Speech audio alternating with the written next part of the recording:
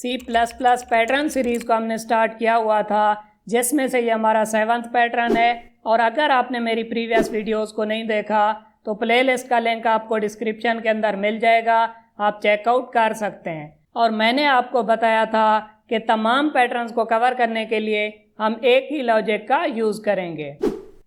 हर pattern को cover करने के लिए हम क्या करते हैं, 4 स्टेप्स का यूज़ करते हैं, जिसमें से हमारे पास फर्स्ट स्टेप क्या होता है कि हमने पैटर्न को लिखना होता है टेबुलर फॉर्म में। ओके हो गया। तो मैंने क्या किया, यहाँ पे पैटर्न को लिख दिया एक टेबल की फॉर्म में। उसके बाद हमने इस टेबल के अंदर देखना होता है कि इसके अंदर कितनी रोज़ हैं एंड कितने कॉलम्स हैं। ये जो हमारे पास हॉरिजॉन्टल लाइंस हैं इन्हें हम क्या कहते हैं, रोज़। और ये जो हमारे पास वर्टिकल लाइंस हैं इन्हें हम क्या कहते हैं, कॉलम्स। तो आप इस टेबल के अंदर देख सकते हैं कि कितनी रोज़ हैं 1 से लेकर 5 तक। और अगर हम कॉलम्स को देखें तो यहाँ पे कितने कॉलम्स हैं 1 से लेकर 5 तक। हमेशा की तरह हम क्या करेंगे, रोज़ एंड कॉलम्स को देखते हुए नेस्टेड लूप का यूज़ करेंगे। अस्सलाम वालेकुम फ्रेंड्स, वेलकम टू टेक्निकल अमार। मैं क्या करता हूँ, यहाँ पे 2 वेरिएबल्स बना लेता हूँ आई एंड जे के नाम से, जिन्हें मैं यूज़ करूँगा नेस्टेड लूप के अंदर।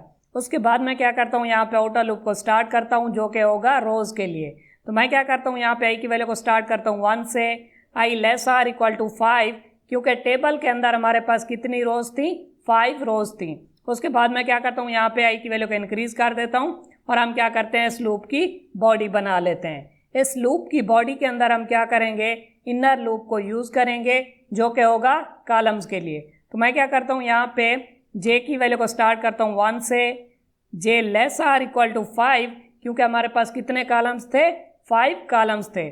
उसके बाद मैं क्या करता हूँ, जे की वैल्यू को इंक्रीज कर देता हूँ और हम इस लूप की भी बॉडी बना लेते हैं। इस लूप की बॉडी के अंदर हम क्या करेंगे, डिसीजन लेंगे कि कहाँ पे हमने स्टार को प्रिंट कराना है और कहाँ पे हमने एम्प्टी स्पेस को रखना है। तो पोजीशन के डिसीजन के लिए हम क्या करते हैं, वापस चलते हैं टेबल की तरफ। आप टेबल के अंदर देख सकते हैं कि हमारे पास यहाँ पे 25 पोजीशंस हैं। किसी पोजीशन पे तो हमने नंबर को प्रिंट कराया हुआ है और किसी पोजीशन पे यहाँ पे हमने एम्प्टी स्पेस को रखा हुआ है। फॉर एग्जांपल अगर हम यहाँ पे लें आई की वैल्यू 1, यानी कि फर्स्ट रो, एक ही रो के अंदर हमारे पास कितने कॉलम्स होंगे, 5 कॉलम्स होंगे। ओके हो गया। तो आई की वैल्यू अगर 1 है तो जे की कौन सी वैल्यूज़ हैं जहाँ पे हम नंबर को प्रिंट करवाना चाहते हैं। जे की एक ही वैल्यू है 1 जहाँ पे हम नंबर को प्रिंट करवाना चाहते हैं।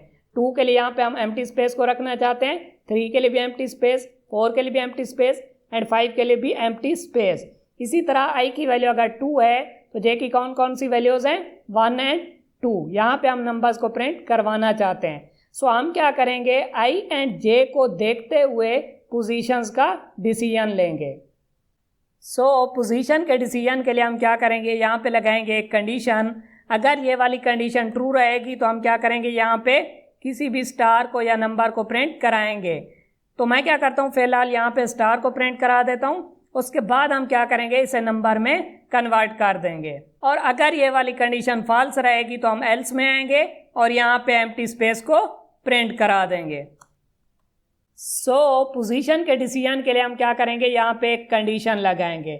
हमने क्या करना है, यहाँ पे इस कंडीशन को फाइंड आउट करना है, जिसके लिए हम क्या करेंगे, स्टेप 2, 3 एंड 4 का यूज़ करेंगे। स्टेप 2 इंतहाई सिंपल है, जिसके अंदर हमने क्या देखना होता है कि आई की एक वैल्यू के लिए जे की कौन कौन सी वैल्यूज़ हैं जहाँ पे हम किसी भी नंबर को या स्टार को प्रिंट करवाना चाहते हैं। अगर हम टेबल के अंदर वापस आएँ तो आई की वैल्यू अगर 1 है तो जे की कौन कौन सी वैल्यूज़ हैं, जस्ट यहाँ पे 1 ही है जहाँ पे हम किसी भी नंबर को प्रिंट करवाना चाहते हैं। जे की वैल्यू 2 के लिए भी हम यहाँ पे नंबर को प्रिंट नहीं कराना चाहते, 3 के लिए भी नहीं, 4 के लिए भी नहीं एंड 5 के लिए भी नहीं। स्टेप 2 के अंदर हम क्या करेंगे, यहाँ पे लिखेंगे कि अगर आई की वैल्यू 1 है तो जे की कौन कौन सी वैल्यूज़ हैं, जस्ट 1 ही है। इसी तरह अगर हम वापस आए टेबल के अंदर तो अगर आई की वैल्यू 2 है तो जे की कौन कौन सी वैल्यूज़ हैं, 1 एंड 2, जहाँ पे हम किसी भी नंबर को प्रिंट करवाना चाहते हैं। 3, 4 एंड 5 पे हम नंबर को प्रिंट नहीं करवाना चाहते। हम यहाँ पे लिखेंगे कि अगर आई की वैल्यू 2 है तो जे की 2 ही वैल्यूज़ हैं, 1 एंड 2। इसी तरह आई की वैल्यू अगर 3 है तो जे की वैल्यूज़ क्या हैं, 1, 2 एंड 3। ओके हो गया। तो यहाँ पे हम लिखेंगे कि अगर आई की वैल्यू 3 है तो जे की कौन कौन सी वैल्यूज़ हैं 1 एंड 2। ओके हो गया। इन पोजीशंस पे हमने नंबर्स को प्रिंट करवाना है। फिलहाल आप ये ना देखें कि हमने कौन से नंबर्स को प्रिंट करवाना है, जस्ट आप यहाँ पे पोजीशंस देखें, आई एंड जे की वैल्यूज़ देखें। ओके हो गया। उसके बाद अगर आई की वैल्यू 4 है तो जे की क्या वैल्यूज़ हैं 1 2 3 एंड 4। इसी तरह आई की वैल्यू अगर 5 है तो जे की कौन सी वैल्यूज़ हैं 1 2 3 4 एंड 5। ओके हो गया। उसके बाद हम क्या करेंगे, स्टेप 3 में आएंगे, जहाँ पे हमने क्या करना होगा, स्टेप 2 को जनरलाइज करके रिलेशनल ऑपरेटर की मदद से लिखना होगा, क्योंकि कंडीशन के अंदर तो हम रिलेशनल ऑपरेटर को ही यूज़ करेंगे। सो स्टेप 2 के अंदर अगर हम देखें यहाँ पे आई की वैल्यू 3 को, तो अगर आई की वैल्यू 3 है तो जे की कौन कौन सी वैल्यूज़ हैं 1 2 एंड 3, यानी कि 3 तो है उससे लेस भी है। तो स्टेप 3 के अंदर हम लिखेंगे कि अगर आई की वैल्यू 3 है तो जे की वैल्यू क्या होगी, लेस आर इक्वल टू 3। इसी तरह अगर आई की वैल्यू 4 है तो जे की कौन कौन सी वैल्यूज़ हैं 1 2 3 4। तो हम लिख सकते हैं कि अगर आई की वैल्यू 4 है तो यहाँ पे जे की वैल्यू क्या होगी, लेस आर इक्वल टू 4। और अगर आई की वैल्यू 5 है तो जे क्या होगा, less or equal to 5। I की वैल्यू 2 के लिए J less or equal to 2 and I की वैल्यू 1 के लिए यहाँ पे आप देख सकते हैं कि एक ही वैल्यू है 1, बट यहाँ पे हम क्या लिखेंगे, जे लेस आर इक्वल टू 1, क्योंकि हम यहाँ पे सीक्वेंस बनाना चाहते हैं। आप देख सकते हैं कि आई की हर वैल्यू के लिए जे क्या था, लेस आर इक्वल टू, तो यहाँ पे भी हम क्या लिखेंगे, लेस आर इक्वल टू 1। उसके बाद हम आएंगे स्टेप 4 में, जहाँ पे हमने फाइनल कंडीशन बनानी होगी। सो स्टेप 4 के अंदर हम क्या करेंगे, आई एंड जे का एक ऐसा रिलेशन बनाएंगे जो कि स्टेप 3 को सेटिस्फाई करेगा। सो अगर आप यहाँ पे स्टेप 3 के अंदर देखें तो आई की वैल्यू अगर 1 है तो यहाँ पे जे लेस आर इक्वल टू 1 है, अगर आई की वैल्यू 2 है तो जे लेस आर इक्वल टू 2 है, यानी कि आई की हर वैल्यू के लिए क्या हो रहा है, J less or equal to.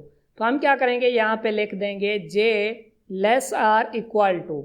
Right side पे मैं ऐसा क्या लिखूं कि ये स्टेप 3 को सेटिस्फाई करे।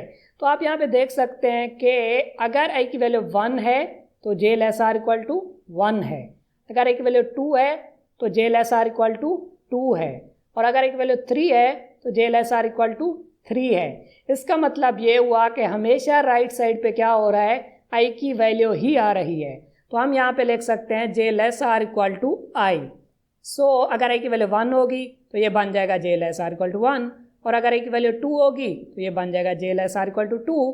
सो इसका मतलब ये हुआ कि हमने अपनी कंडीशन को फाइंड आउट कर लिया जहाँ पे हम नंबर्स को प्रिंट करवाना चाहते हैं, यानी कि उन पोजीशंस को हमने फाइंड आउट कर लिया जहाँ पे हम नंबर्स को प्रिंट करवाना चाहते हैं। सो आप क्या करें, वीडियो को फटाफट से लाइक कर दें और हम चलते हैं डेव C++ पे और इसे देखते हैं प्रैक्टिकली। सो हमने कंडीशन को फाइंड आउट कर लिया जो कि थी J less or equal to I. Okay हो गया। अब अगर मैं इसे ड्राई एंड रन करूं तो फर्स्ट टाइम क्या होगा, आई की वैल्यू होगी 1 less or equal to 5, condition true हो जाएगी।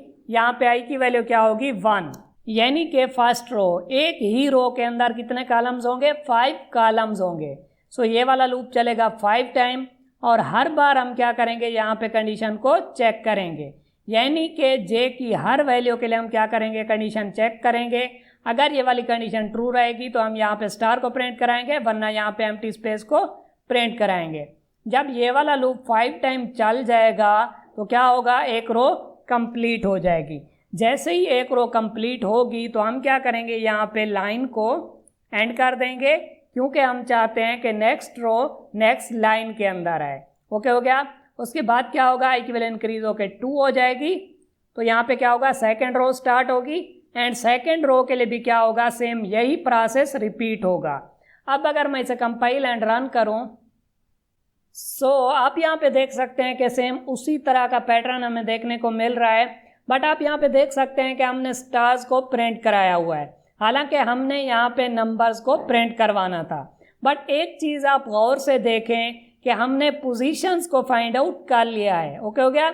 इन्हीं पोजीशंस पे हमने क्या करना है, नंबर्स को प्रिंट करवाना है। सो हमने क्या करना था, यहाँ पे इस पैटर्न को प्रिंट कराना था। ओके हो गया। अगर आप गौर से देखें तो हमने क्या किया हुआ है, पोजीशंस को फाइंड आउट किया हुआ है। आप यहाँ पे देख सकते हैं कि फर्स्ट रो के अंदर यहाँ पे हमने एक स्टार को प्रिंट कराया था, सेकंड रो के अंदर इन्हीं पोजीशंस पे हमने क्या किया था, 2 स्टार्स को प्रिंट कराया था, एंड थर्ड रो के अंदर हमने क्या किया था, इन्हीं पोजीशन के ऊपर 3 स्टार्स को प्रिंट कराया था। हमें पोजीशंस की यहाँ पे टेंशन नहीं है, हमने क्या करना है, जस्ट इन नंबर्स को लेके आना है। आप यहाँ पे देख सकते हैं कि फर्स्ट टाइम प्रिंट हुआ 1, उसके बाद 2, फिर 3, 4, 5, 6। आप यहाँ पे देख सकते हैं कि दरअसल नेचुरल नंबर्स प्रिंट हो रहे हैं और हर बार क्या हो रहा है, एक नंबर इंक्रीज हो रहा है। तो हम क्या कर सकते हैं, यहाँ पे एक वेरिएबल बना सकते हैं जिसके अंदर इनिशियली हम रखाएंगे 1। तो मैं क्या करता हूँ, एक वेरिएबल बनाता हूँ n के नाम से और उसके अंदर इनिशियली रखा देता हूँ 1। आप यहाँ पे वेरिएबल का नाम कुछ भी रख सकते हैं। उस कंडीशन के अंदर जिसमें हमने पोजीशंस को फाइंड आउट किया था, वहाँ पे स्टार की बजाय हम क्या करेंगे, n की वैल्यू को प्रिंट कराएंगे। तो n की वैल्यू जैसे ही प्रिंट होगी तो क्या होगा, यहाँ पे 1 प्रिंट हो जाएगा। जैसे ही n की वैल्यू को हम प्रिंट करा लेंगे तो हम क्या करेंगे, n की वैल्यू को इंक्रीज कर देंगे 1 से। ओके हो गया। तो हम क्या करेंगे, इसका इंक्रीमेंट करेंगे। तो यहाँ पे क्या हो जाएगी, n की वैल्यू 2 हो जाएगी। सेकेंड टाइम जब कंडीशन ट्रू होगी तो यहाँ पे n की वैल्यू प्रिंट होगी 2। उसके बाद क्या होगा, n की वैल्यू फिर से इंक्रीज होगी तो 3 हो जाएगी, एंड थर्ड टाइम जब कंडीशन ट्रू होगी तो यहाँ पे 3 प्रिंट होगा। तो इस तरह हम क्या कर सकते हैं, ये वाला पैटर्न लेके आ सकते हैं। ओके हो गया। मैं क्या करता हूँ, यहाँ पे एक वेरिएबल बनाता हूँ n के नाम से और इनिशियली इसके अंदर रखा देता हूँ 1। उसके बाद मैं क्या करता हूँ, यहाँ पे स्टार की बजाय n की वैल्यू को प्रिंट करा देता हूँ। ओके हो गया। उसके बाद हमने क्या करना था, यहाँ पे n की वैल्यू को इंक्रीज करना था। आप यहाँ पे देख सकते हैं कि कंडीशन के अंदर हमने क्या करना है, n को प्रिंट भी करना है और इसकी वैल्यू को इंक्रीज भी करना है। तो यहाँ पे क्योंकि कंडीशन के अंदर एक ही स्टेटमेंट थी इसलिए मैंने इसका ब्लॉक नहीं बनाया था। अब क्योंकि 2 स्टेटमेंट होने वाली हैं तो हम क्या करेंगे, इसका ब्लॉक बनाएंगे। ओके हो गया। तो मैं क्या करता हूँ, यहाँ पे कर्ली ब्रैकेट्स को स्टार्ट करता हूँ और एंड करता हूँ। उसके बाद मैं क्या करता हूँ, इसे यहाँ से कट करके इसके अंदर पेस्ट कर देता हूँ। उसके बाद हम क्या करेंगे, यहाँ पे n की वैल्यू को इंक्रीज कर देंगे। अगर हमारे पास कंडीशन के अंदर या फिर लूप के अंदर एक स्टेटमेंट होती है तो हम क्या करते हैं, सिंपली उसे लिख देते हैं। अगर हम ब्लॉक बनाना चाहें तो बना सकते हैं, वरना यहाँ पे हम सिंपली लिख सकते हैं कंडीशन या लूप के अंदर जस्ट यहाँ पे एक ही स्टेटमेंट को। और अगर हमारे पास 2 या 2 से ज़्यादा स्टेटमेंट्स होंगी तो हम क्या करेंगे, यहाँ पे ब्लॉक बनाएंगे। ओके हो गया। अब अगर मैं इसे कंपाइल एंड रन करूँ आप यहाँ पे देख सकते हैं कि सेम उसी तरह का पैटर्न हमें देखने को मिल रहा है। ओके हो गया। अगर आप चाहते हैं कि इनके दरमियान में थोड़ी सी स्पेस भी आए तो आप क्या कर सकते हैं कि एक नंबर को प्रिंट कराने के बाद यहाँ पे थोड़ी सी स्पेस भी दे सकते हैं। मैं क्या करता हूँ, यहाँ पे एक एम्प्टी स्पेस दे देता हूँ। अब अगर मैं इसे कंपाइल एंड रन करूँ अब आप देख सकते हैं कि यहाँ पे हमें सेम वही पैटर्न देखने को मिल रहा है जो कि हम बनाना चाहते थे। C++ पैटर्न सीरीज में और भी बहुत से पैटर्न्स आने वाले हैं। आप क्या करें, मेरी C++ पैटर्न्स वाली प्लेलिस्ट को यहाँ से एक्सेस करें, और अगर आप किसी भी टॉपिक से रिलेटेड एग्जाम्पल प्रोग्राम्स को देखना चाहते हैं तो आप मेरी C++ एग्जाम्पल प्रोग्राम वाली प्लेलिस्ट को भी यहाँ से एक्सेस कर सकते हैं। और अगर आप C++ को बिल्कुल बेसिक लेवल से देखना चाहते हैं तो आप मेरी C++ ट्यूटोरियल फॉर बिगनर्स वाली प्लेलिस्ट को भी यहाँ से एक्सेस कर सकते हैं। इन तीनों प्लेलिस्ट के लिंक मैं आपको डिस्क्रिप्शन के अंदर भी दे दूंगा और आई बटन के अंदर भी दे दूंगा। वीडियो अच्छी लगी हो तो वीडियो को लाइक करें और चैनल को सब्सक्राइब करें। Thank you.